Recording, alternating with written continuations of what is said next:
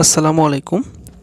আজকে আমরা ডাই মানে হচ্ছে মৃত্যু, এই ডাইয়ের পর যে প্রিপোজিশনগুলো বসে ন্যাচারালি মানে সব ক্ষেত্রে যে প্রিপোজিশনগুলো আমাদের বসে সেগুলো আজকে আমরা আলোচনা করব।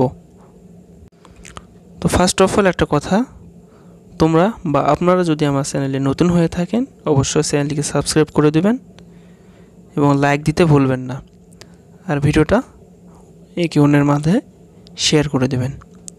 তো এখন আমরা এখানে একটা ডায়াগ্রাম দেখছি, এই ডায়াগ্রামের মাধ্যমে আমরা অনায়াসে বুঝতে পারবো যে ডায়ের পর কখন কোন প্রিপোজিশন বসে।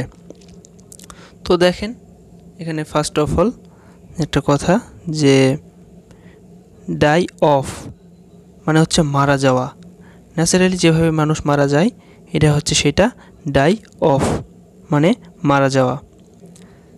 তারপরে দেখো ডাই ফ্রম মানে বেশি খেয়ে মরা। আসলে একটা কথা বলতে কি দেখা যায় আমাদের সমাজের মধ্যে অনেকে পেটুক রয়েছে, তারা একাহারি খেতেই থাকে, অনাহারি খেতেই থাকে, এদেরকে বলবো আমরা ডাই ফ্রম মানে বেশি খেয়ে মরা। বেশি খাওয়ার কারণে তাদের অসুস্থ হয়ে গেল, অসুস্থ হয়ে তারা মারা গেল, অনেকে দেখা যায়। তো তারপরে আমরা নেক্সটে চলে যাব। নেক্সটে আছে আমাদের কি যে শান্তিতে মরা, শান্তিতে মরা, এই যে এইটা হচ্ছে আমাদের শান্তিতে মরা।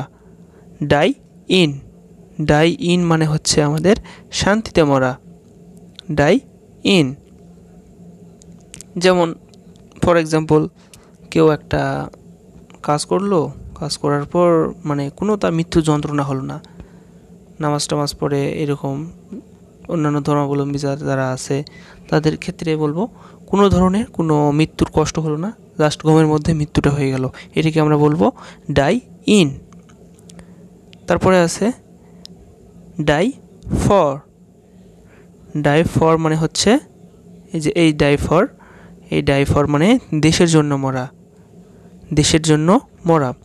তো আমাদের ভাষা শহীদরা, মুক্তিযোদ্ধারা যারা দেশের জন্য সংগ্রাম করেছে, দেশের জন্য মৃত্যুবরণ করছে, তাদেরকে আমরা বলবো ডাই ফর। এবং ফ্রিডম ফাইটার্স যদি কোনো বাক্যের মধ্যে থাকে, ভাষা শহীদ যদি কোনো বাক্যের মধ্যে থাকে, সেক্ষেত্রে অবভিয়াসলি সেই প্রিপোজিশনটা হবে বাই ফর, অন্য কোনো প্রিপোজিশন হবে না, যেহেতু তারা দেশের জন্য প্রাণ দিয়েছিল। আশা করি বোঝাইতে পারছি। লাস্ট অফ অল আরেকটা আছে, সেটা হচ্ছে দুর্ঘটনায় মরা, die by.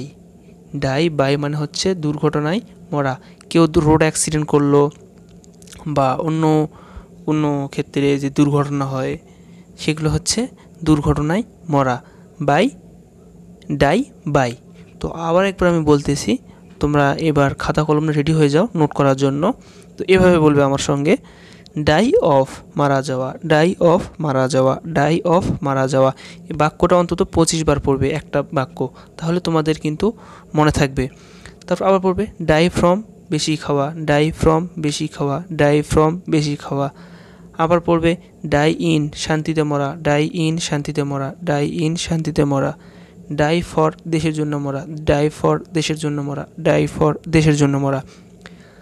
At last die by দুর্ঘটনায় মরা, ডাই বাই দুর্ঘটনায় মরা, ডাই বাই দুর্ঘটনায় মরা। তো আশা করছি এভাবে পড়লে তোমাদের কিন্তু মনে থাকবে এই প্রিপোজিশনটা। তো আমার এখানে আরেকটা প্রিপোজিশন আমাদের বিশেষ করে ভেজাল করে, যে লুক, লুকের পর কখন অ্যাট হয়, আপ হয়, ইনটু হয়, ওভার হয়, আফটার হয়, ফর হয়। চিন্তা করে দেখছো 6টা প্রিপোজিশন বসে লুক এর পরে। লুক মানে তাকানো, এই তাকানোর দিয়ে 6টা প্রিপোজিশন বসে। তো এই প্রিপোজিশনটা তোমরা দেখতে চাও তাহলে আমার ডেসক্রিপশন বক্সে লিঙ্ক দেওয়া আছে, এটা তোমরা দেখতে পারো।